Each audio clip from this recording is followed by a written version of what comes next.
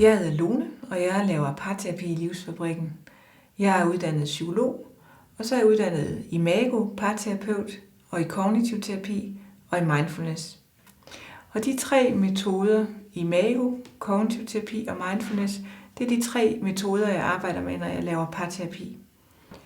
Mit kognitive afsæt, det betyder, at vi i parterapien er opmærksom på, hvilke tanker parret har med sig omkring sig selv, omkring hinanden, omkring det at være i et parforhold, og måske også omkring det at være i en familie. Og mindfulness, det er det at være nysgerrig, åben, ikke dømmende. Og det er en helt central del af det at få det bedre sammen som par. Det er at kunne lære at registrere sine tanker, men ikke nødvendigvis at reagere på dem. Lære at registrere, hvad ens partner gør, men ikke nødvendigvis at reagere på det. Og Imago-parterapien, den er ligesom rammen, som jeg arbejder med, når jeg arbejder med parterapi. Rammen er det, der hedder den anerkendende dialog. Så rammen er en bestemt dialogform, hvor vi hele tiden træner det at skifte position, det at lave turtagning, sådan så der altid er en, der taler, og en, der lytter, i stedet for to, der lytter, og ikke nogen, der siger noget, eller to, der taler, og ikke nogen, der lytter. Fordi det er tit det, der foregår derhjemme, og det er vi ikke interesseret i at gentage i parterapien. Så vi er optaget af at lave en struktur omkring parterapien, som sikrer, at vi gør noget andet, end det, der foregår derhjemme, når det ikke går godt. Og det er det, som den anerkendende dialog kan bidrage til. Vi har en metafor i parterapien, som hedder den lille klinge og den store klinge. Den store klinge, det er, når vi virkelig er trygge, og vores hjernes kapacitet, den er optimal.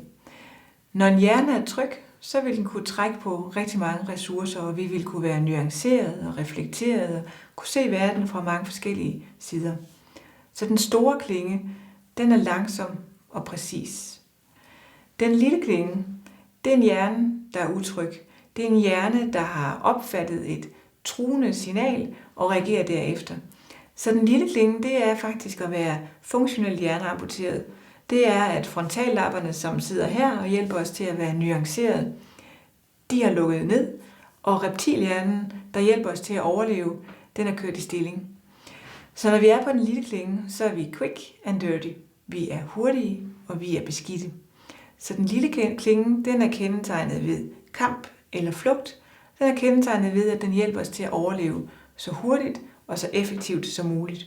Og det er rigtig, rigtig godt, når vi faktisk er udsat for en livstruende begivenhed. Det er mindre godt og mindre hensigtsmæssigt, når det bare er vores partner, der siger, at han er uenig i noget af det, vi tænker. Det at komme på den store klinge, det kan man også kalde at kunne række ud, når man er allermest sårbar.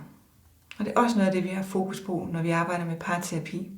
Det er at kunne række ud imod den anden, når vi bliver ramt, i stedet for at vende os væk og trække os og tage missilerne op af bagagen og gå i gang med kamp eller flugt. Så at kunne række ud, når vi er allermest sårbare, det er helt centralt at kunne, og det er noget af det, vi øver rigtig meget, når vi laver parterapi. Fordi risikoen ved, at der er to hjerner, der er på den lille klinge, det er, at vi kæmper ikke mod hinanden, men mod hinandens overlevelsesstrategier.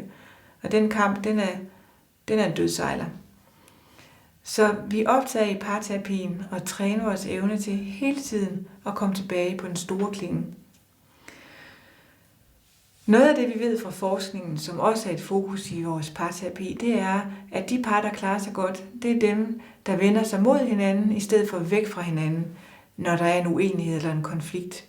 Så det vil sige, hele det koncept, der drejer sig om genetableringen, alt det, der drejer sig om at komme tilbage, når vi har været kortvarigt hjerneamputeret og på den lille klinge, og alligevel komme tilbage og sige, der kom jeg på den lille klinge, eller jeg er vildt uenig med dig, eller fortæl mig noget mere. Dem, der formår det at lave en genetablering, det er de par, der klarer sig allerbedst. Så målet med parterapi, det er heller ikke nødvendigvis, at konflikter skal væk, og de ikke må være der, fordi der er konflikter. Der er selvfølgelig vanskeligheder og uoverensstemmelser. Men vi ved også, at de par, der klarer sig godt, det er dem, der formår genetableringens kunst. Det er dem, der virkelig forstår, at Det at komme tilbage til vores partner og sige, jeg var på den lille klinge, jeg var i min reptilhjerne, eller jeg blev virkelig ramt, da du sagde det her til mig. Det er faktisk dem, der klarer sig allerbedst. Og det vigtige og centralt at vide, at det er en færdighed, vi kan træne. Det er ikke bare noget, der sker. Det er faktisk noget, vi kan træne, og det er det, vi gør, når vi laver parterapi.